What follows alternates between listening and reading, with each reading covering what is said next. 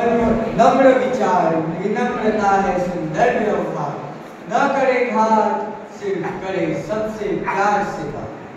आदरणीय शिक्षकगण और मेरे प्रिय मित्रों, आप सभी को मेरा विनम्र बड़ा नमस्कार। आज मैं आप सभी के सामने एक ऐसे गुण पर बात करने जा रहा हूँ जो दिखने में तो बहुत ही छोटा है, लेकिन उसका दिलों पे असर बहुत ही गहरा होता है। यह गुण विनम्रता है। विनम्रता को शब्दों में बयान नहीं किया जा सकता। विनम्रता एक भाव है, उसे समझा जाता है। विनम्रता ही किसी व्यक्ति को मानव से महामानव बनाता है। जिस व्यक्ति में अहंकार नहीं होता वही सबके दिल के पास होता है, और जो व्यक्ति न विनम्र होता है वही सबसे खास होता है। हम अक्सर देखते हैं कि लोगों को लगता है अगर हम झुकेंगे तो हमें कमजोर माना जाएगा, लेकिन सच्चाई तो यह है कि झुकने वाले पेड़ ही ज्यादा फलदार होते हैं। वैसे ही विनम्र लोग ही ज्यादा सबके दिल के पास होते हैं। हम देखते हैं कि जिन लोगों में घमंड होता है वो दूसरों को अपने से छोटा मानते हैं, लेकिन महानता उसी व्यक्ति में है जो बड़ा होकर भी बाकी सबको अपने साथ देखता है। इतिहास गवाह है, श्री राम जी के विनम्रता ने गांव जैसे बलशाली को हरा दिया। महात्मा गांधी के अहिंसावादी विचारों ने अंग्रेजों की हुकूमत को हिला दिया, और डॉक्टर कलाम की सादगी ने उन्हें सबके दिलों का सितारा बना दिया। इस समय हम सब ज्यादातर दिखावे के पीछे भागते हैं, लेकिन विनम्रता ही हमें इस धरती से जुड़ाए रखता है। अंत में मैं यही कहना चाहता हूँ, विनम्रता सबसे बड़ा आभूषण है और अहंकार सबसे बड़ा बोझ। धन्यवाद। स्वार्थ सिद्ध्यय नरकुर्वन् सर्वत्याजति सनपि। सुप्रभात आदरणीय परीक्षकगण, शिक्षक वर्ग और मेरे प्यारे साथियों। इस संस्कृत पंक्ति का यह होता है कि जब मनुष्य अपने स्वार्थ की सिद्धि में लग जाता है तो वो कभी कभी सभी संबंध और मूल्यों को भी त्याग देता है, क्योंकि स्वार्थी प्रवृत्ति इंसान को अंधा बना देती है। स्वार्थ यह एक ऐसा विकार है जो मनुष्य की सोच, भावना और विवेक को पूरी तरह अपने कब्जे में ले लेता है। जब इंसान अपने फायदे के आगे दूसरों के सुख दुख को नजरअंदाज करने लगे तो समझ लेना कि स्वार्थ ने उसे अंधा बना दिया। मैं इस विषय को आपके समक्ष एक उदाहरण के द्वारा पेश करता हूँ। महाभारत का एक प्रसिद्ध पात्र धृतराष्ट्र, वो अपने पुत्र दुर्योधन के स्वार्थ और अहंकार को जानते हुए भी चुप रहा।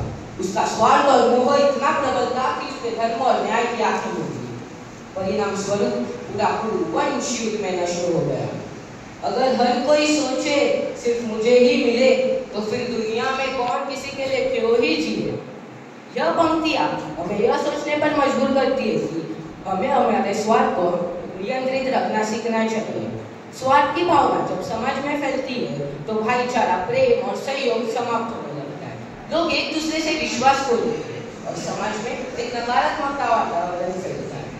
जब इंसान सिर्फ अपने लाभ के लिए दूसरों के सुख दुख को नजरअंदाज करता है तो समाज की बुनियाद कमजोर हो जाती है।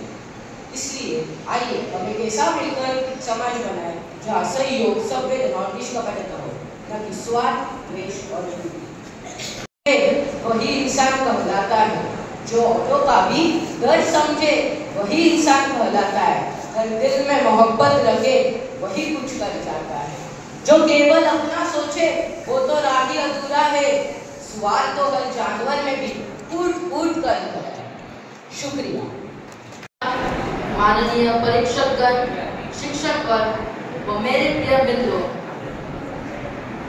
परोपकार जो करे वो उसका उद्धार, जीवन सफल हो जाए और शांति मिले अपार। मेरे दोस्तों, परोपकार यह एक ऐसा धर्म है जो इस दुनिया का सबसे बड़ा धर्म है। यह एक ऐसी चीज है जो हमारे कठिन से कठिन शत्रु को भी एक मित्र बना सकता है।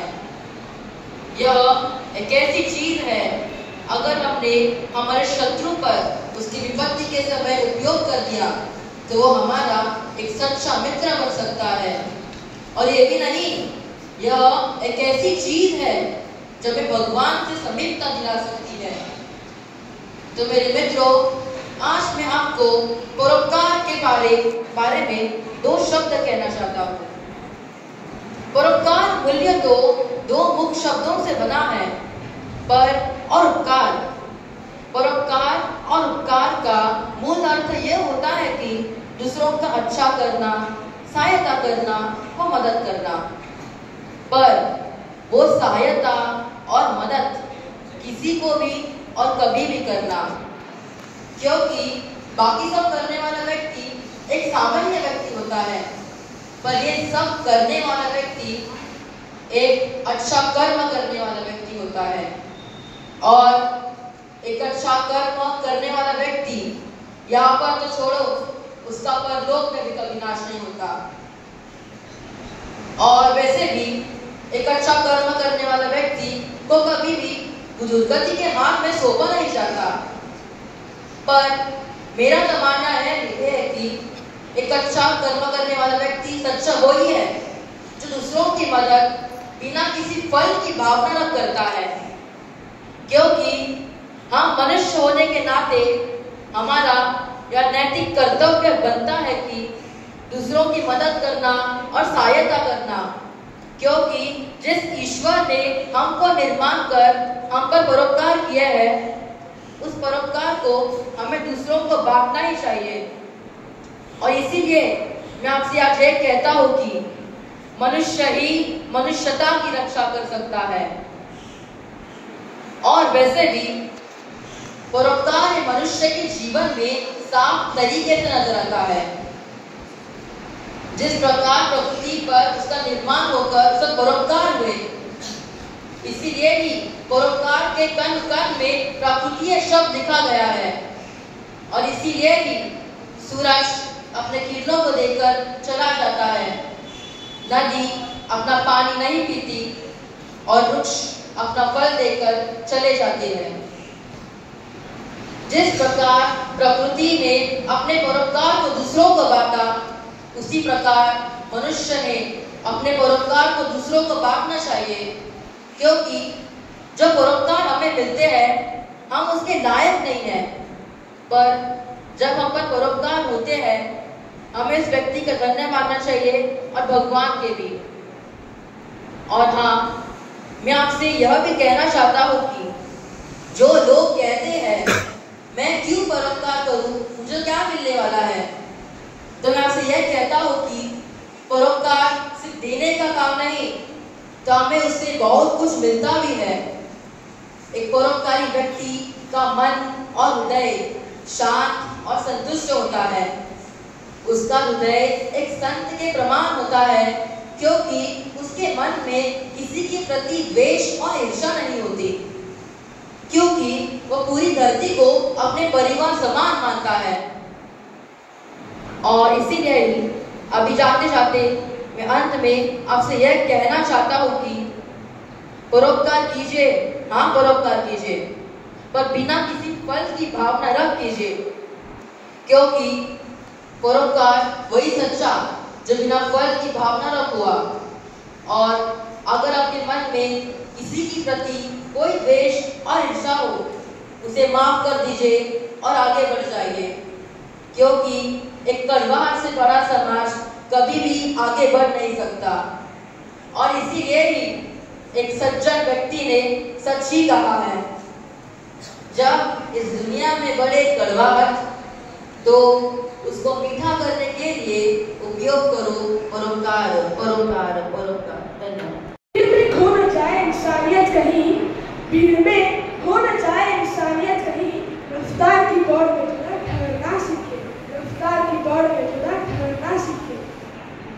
आदरणीय परीक्षकगण, माननीय शिक्षकगण और मेरे प्यारे साथियों, आप सभी को मेरा दिल से नमस्कार। आज मैं आपके सामने एक ऐसे विषय पर अपने भाव रखने जा रहा हूँ जो हम सभी के जीवन से कहीं न कहीं से जुड़ा हुआ है, जो है यातायात की समस्या और उसके उपाय।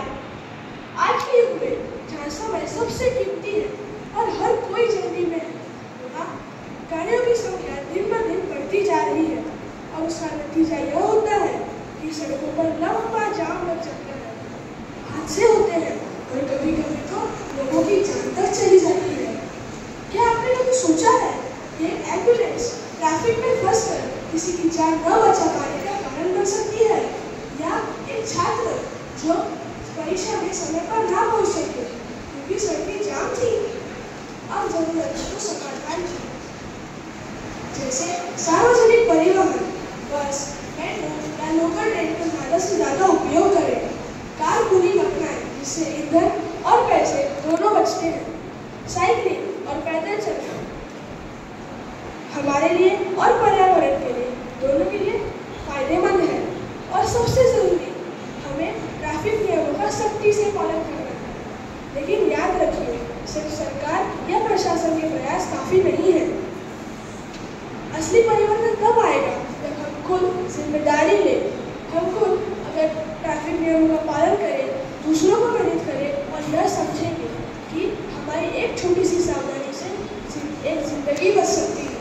तो अंत में एक शेर कहना चाहूँगा, रास्ते वही अच्छे हैं जो मंजिल तक ले जाए, रास्ते वही अच्छे हैं जो मंजिल तक ले जाए, मगर सलीका हो तो भीड़ में भी चलना आसान हो जाता है, मगर सलीका हो तो भीड़ में भी चलना आसान हो जाता है। धन्यवाद। ध्रुवे युत भुवे ससफलम जीवनम प्राप्नोति सुखमयम अविचलम। इसका अर्थ है, जो व्यक्ति चिंता छोड़ के अपने धैर्य से अपना जीवन जीता है, उसे ही सच्चे मन से सुख और सफलता प्राप्त होती है।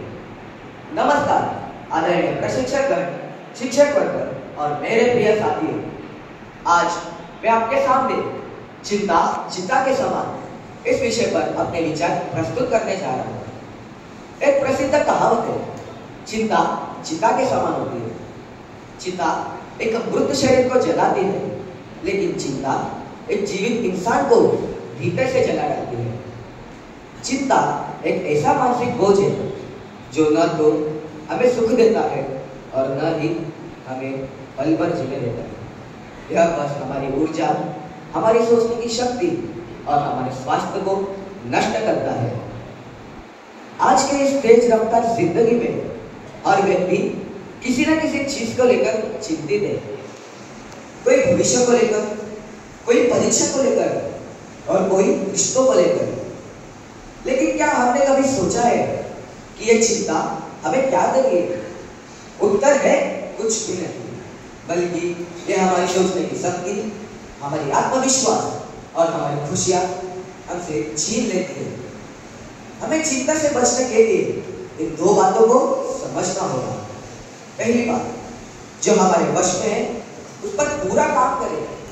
दूसरी बात, जो हमारे वश में नहीं है उसे भगवान या समय पर छोड़ दें। महात्मा बुद्ध ने कहा था, चिंता करना ऐसी बात है कि खुद जहर पीकर उम्मीद करे कि दूसरा व्यक्ति मरेगा। तो क्यों ना हम चिंता छोड़कर अपने समाधान पे ध्यान दें। मैं अपने इस भाषण को एक छोटी सी कविता के साथ समाप्त करना चाहूंगा। चिंता से जीवन खोता है, सुख का हर पल रोता है। जो हो न सके वो होगा क्या, बस यही सोच मन डोला है। छोड़ो चिंता, पकड़ो दिशा, जीवन बने मधुर तमाशा। धन्यवाद। ये मानवता के लिए, बुझने लगे मानवता के लिए, लोभ की आंधी आई है, लोभ की आंधी आई है। सत्यता के राह पर रिश्वत की दीवार छाई है, सत्यता के राह पर रिश्वत की दीवार छाई है। विज्ञान के इस जगत पे, विज्ञान के इस जगत पे भ्रष्टाचार की घड़ी आई है, भ्रष्टाचार की घड़ी आई है। सुप्रभात आदरणीय निर्णायकगण, शिक्षकगण और मेरे प्रिय मित्रों, आज मैं आप सबके समक्ष इस समाज के एक कड़वे सच के बारे में अपने विचार व्यक्त करना चाहूँगा। यह ऐसी चीज है जो हमारे समाज की जड़ों को हिला देती है, हमारे भविष्य को खोखला कर रही है। वह है भ्रष्टाचार। यह सिर्फ हमारे देश की नहीं, पूरे विश्व की समस्या है, परंतु हमारा देश इसमें सबसे ऊपर है। भ्रष्टाचार क्या है? भ्रष्टाचार यानी जब कोई भी व्यक्ति जो किसी भी चीज के पात्र न हो, पर पहचान या पैसे के दबाव के कारण वह एक पात्र व्यक्ति की जगह खा जाए, तब उसे भ्रष्टाचार कहते हैं। यह भ्रष्टाचार का जहर हर एक क्षेत्र में, हर एक स्तर पर फैल गया है। यह ना ही सरकार में तो शिक्षा क्षेत्र, चिकित्सा क्षेत्र या किसी भी क्षेत्र की उदाहरण लिए जाए, सभी क्षेत्र में यह जहर धीरे धीरे कर अपना असर दिखा रहा है।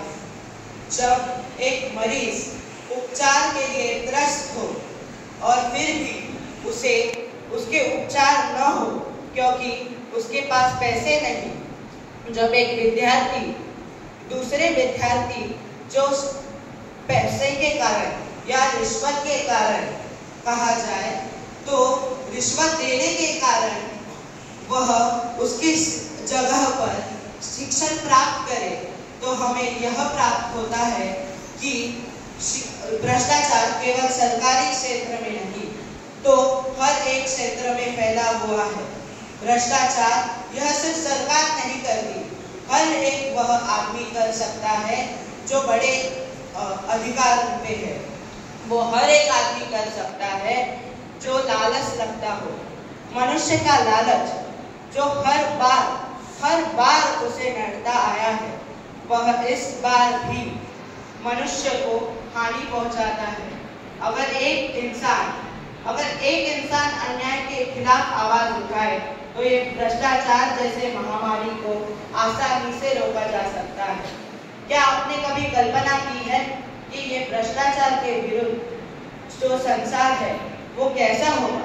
मैं बताता हूँ। जब अन्याय चरम सीमा पर है और अन्याय के कारण लोग पीड़ित है, तब एक इंसान अगर आवाज उठाएगा तो लोग उसके साथ जुड़कर इस अन्याय के खिलाफ बोल सकेंगे।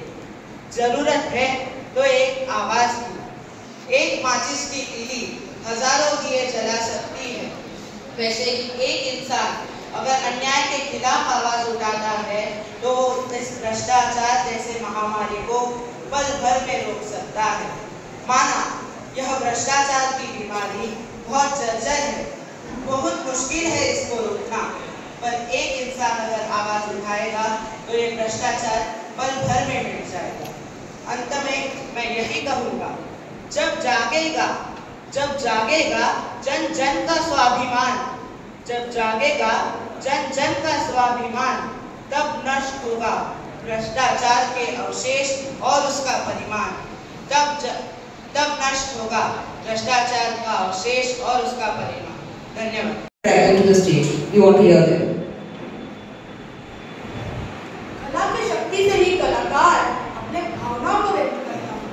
कला की शक्ति से ही कलाकार अपने भावनाओं को व्यक्त करता है। कला के माध्यम से हम जीवन की सच्चाई को समझते हैं। कला के माध्यम से हम जीवन की सच्चाई को समझते हैं। सुप्रभात माननीय परीक्षकगण, शिक्षकगण और मेरे प्रिय मित्र, आज मैं आपके सामने एक बहुत ही सुंदर और जरूरी विषय पर बोलने जा रहा हूँ। कला का महत्व। कला का अर्थ है कि अपने भावनाओं को किसी रचनात्मक तरीके से व्यक्त करना, जैसे चित्र बनाना, नृत्य करना, गाना गाना, अभिनय करना या कुछ लिखना, ये सब कला के ही तो रूप है। कला हमारे जीवन में बहुत महत्वपूर्ण है। जब हम दुखी होते हैं तो कोई मधुर गीत हमें अच्छा महसूस कराती है। जब हम बोर होते हैं तो ड्रॉइंग करते हैं या कोई कला से जुड़ी चीज करते हैं। इसका मतलब है कि कला हमारे मन को शांति और खुशी देती है। सिर्फ पढ़ाई से नहीं, कला से हम सोचने का नया तरीका ढूंढ सकते हैं। एक पेंटिंग, एक कविता या एक नाटक हमें नई नई बातें सिखा सकते हैं। भारत एक ऐसा देश है जो कला और संस्कृति से भरा हुआ है।